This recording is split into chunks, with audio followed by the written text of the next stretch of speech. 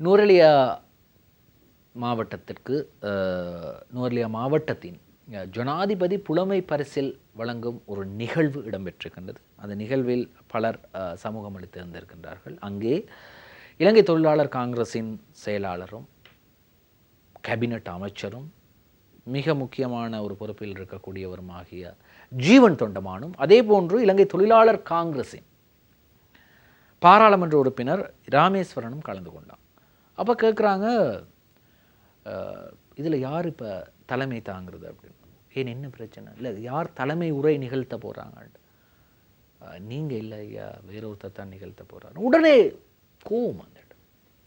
பொதுவாகவே ஜீவன் தொண்டமான் கொஞ்சம் கோபக்காரர் தான், வயதும் குறைவு, ஆகவே கொஞ்சம் கோபப்படுவார். அதாவது நியாயமான விடயங்களுக்கு கோபப்படுவார். எனவே அப்படிப்பட்ட கோபப்பட்டு எழுந்து சென்று விட்டார். சிங்கள பத்திரிகை 2இல் வந்த செய்தியை லங்காதீப பத்திரிகையிலிருந்து எடுக்கின்றோம். முழுசுன நொதென்னை தொண்டமன் நெகிட்டையை, அதாவது தலைமை தாங்க கொடுக்கவில்லை என்ற காரணத்தினால் தொண்டமான் எழுந்து சென்றார் என்று இன்றைய லங்காதீப பத்திரிகையின் மிக முக்கிய செய்தியாக, அதாவது முக்கிய செய்தியாக முன்பக்கத்திலே இந்த செய்தி வந்திருக்கின்றது. இதை எப்படியோ பொறுத்திருந்து பார்ப்போம்.